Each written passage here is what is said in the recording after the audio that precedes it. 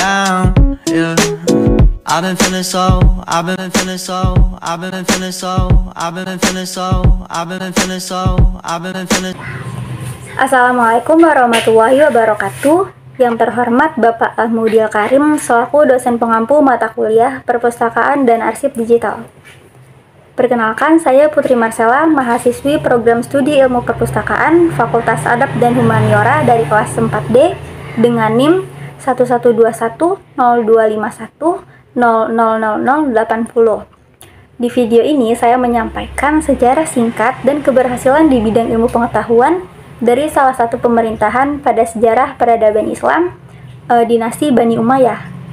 Adapun pembuatan video ini sebagai pemenuhan tugas mata kuliah perpustakaan dan arsip digital.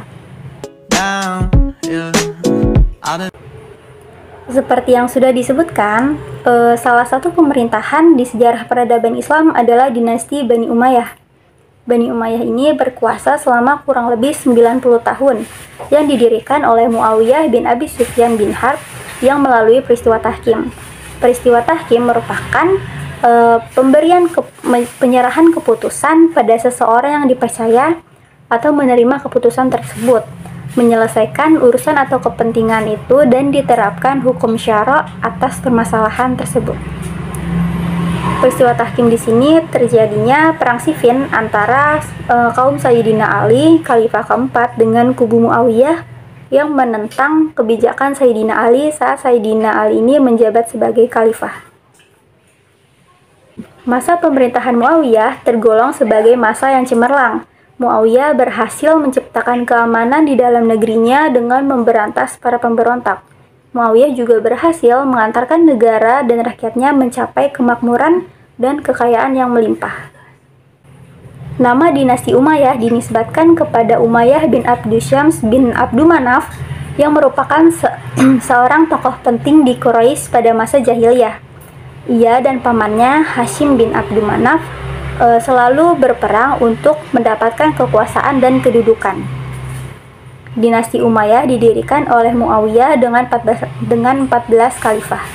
Khalifah yang pertama, Muawiyah, memindahkan ibu kota kekuasaan Islam dan Kufah ke Damaskus. Dilihat dari sikap dan prestasi di bidang politiknya yang menakjubkan, Muawiyah ini dikenal sebagai seorang pribadi yang sempurna dan pemimpin yang berbakat. Di dalam dirinya terkumpul sifat-sifat seorang penguasa, politikus, dan administrator.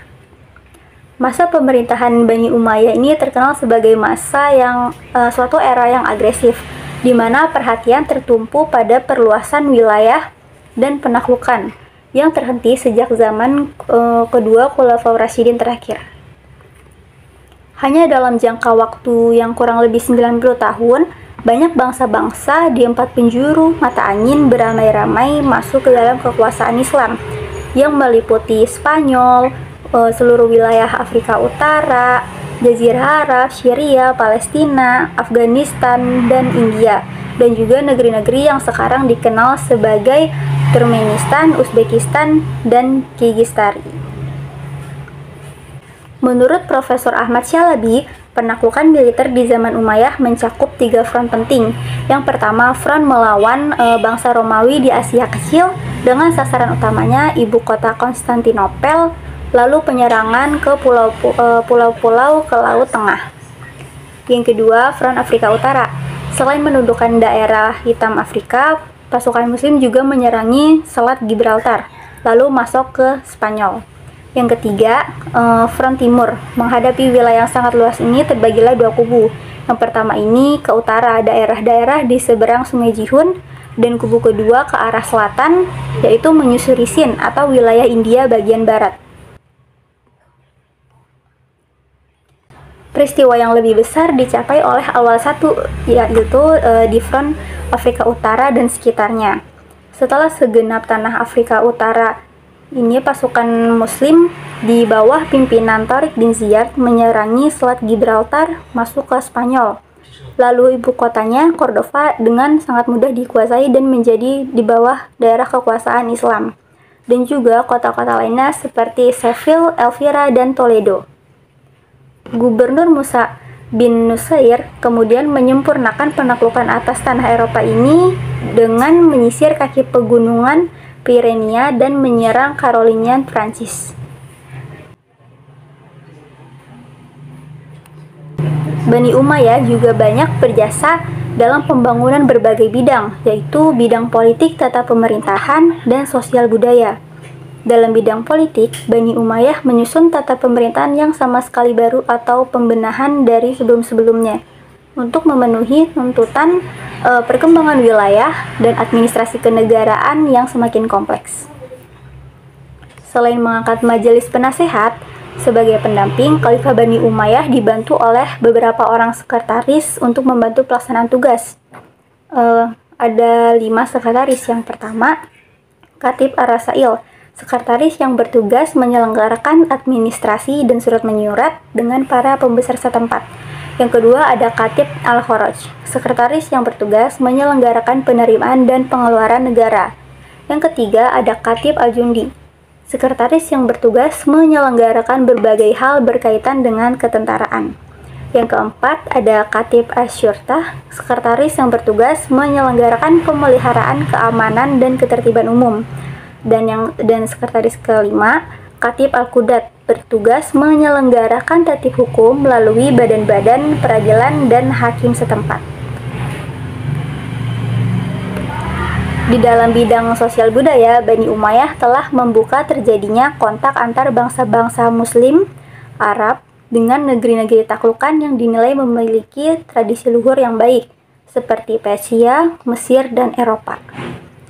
Hubungan tersebut lalu melahirkan kreativitas baru yang menakjubkan di bidang seni dan ilmu pengetahuan.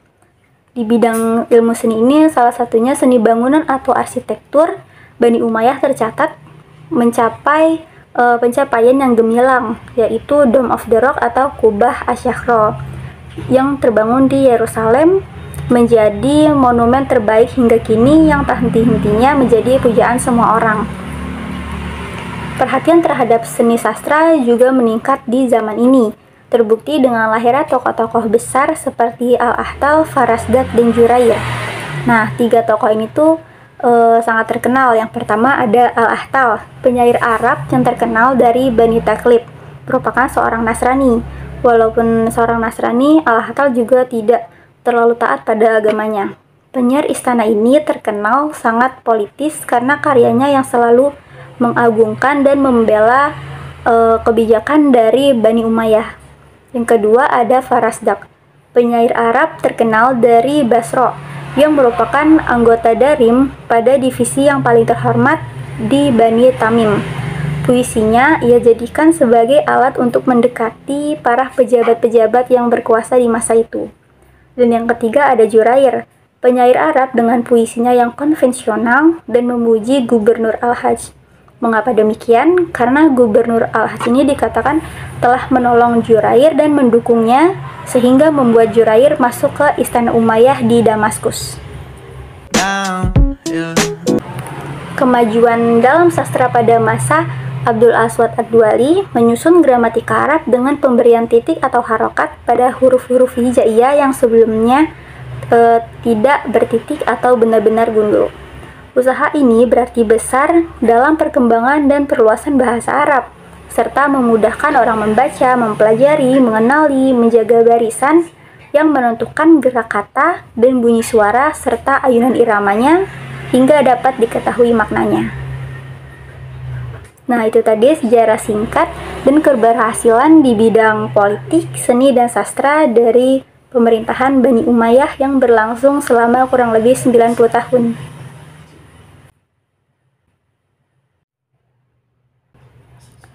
Kemajuan di bidang ilmu pengetahuan.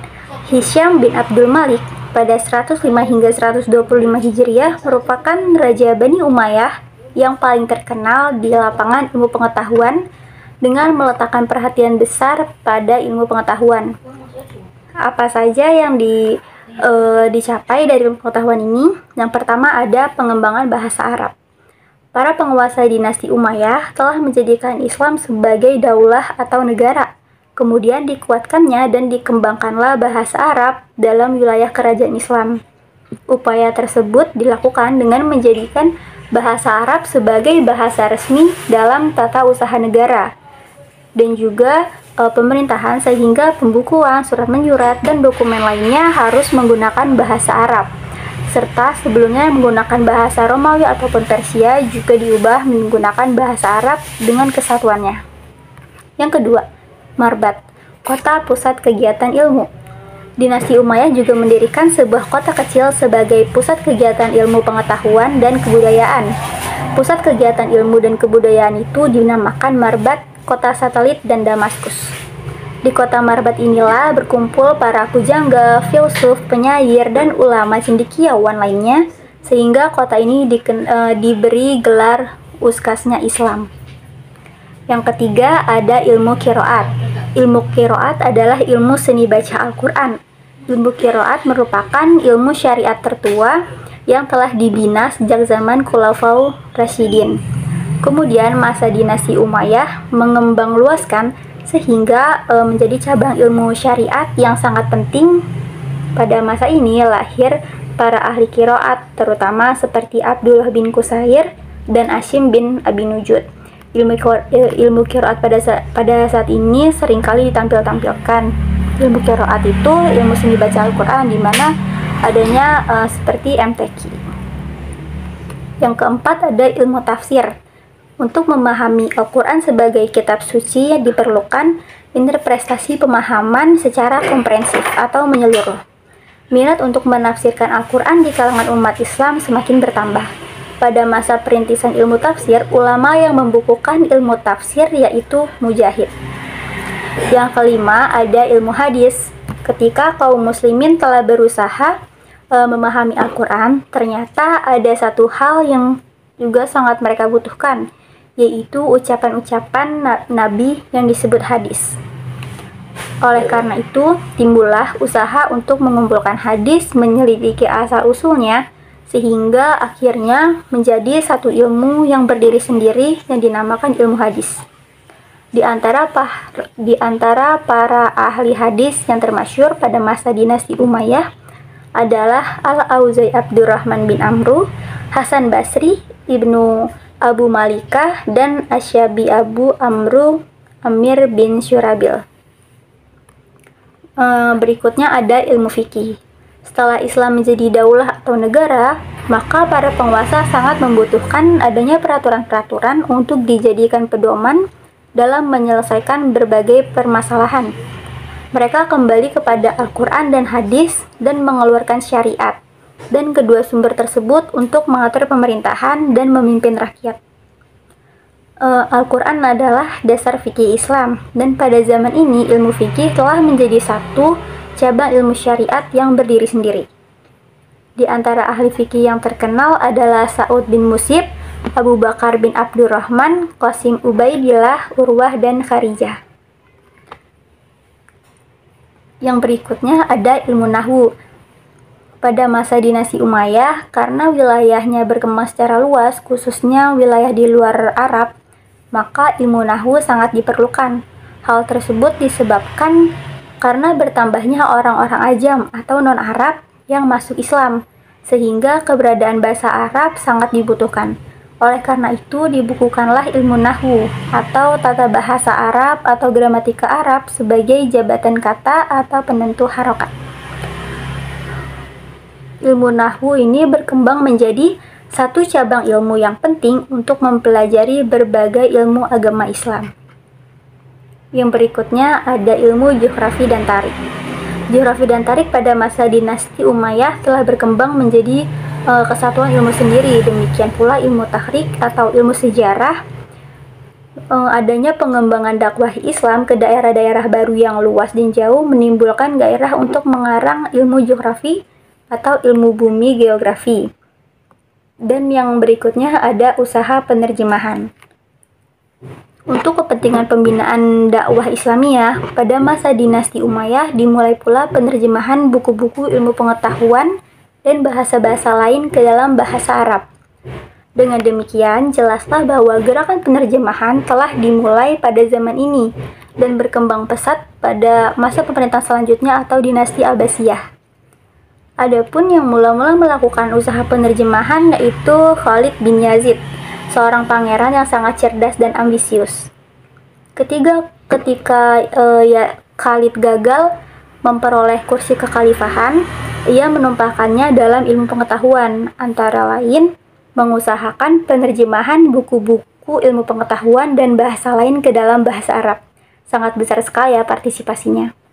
Nah, didatangkannya lah ke Damaskus para ahli ilmu pengetahuan yang merupakan penerjemah dari berbagai bahasa. Maka diterjemahkan buku-buku tentang ilmu kimia, ilmu astronomi, ilmu fisika, kedokteran, dan lainnya. Khalid sendiri adalah ahli di dalam ilmu astronomi. Nah, itu tadi masa keberhasilan dari pemerintahan dinasti Umayyah pada ilmu pengetahuan, di mana mulai tergeraknya di pemerintahan Hisham bin Abdul Malik yang meletakkan perhatian besarnya pada ilmu pengetahuan. Sekian penyampaian dari saya, kurang lebihnya mohon maaf. Wassalamualaikum warahmatullahi wabarakatuh.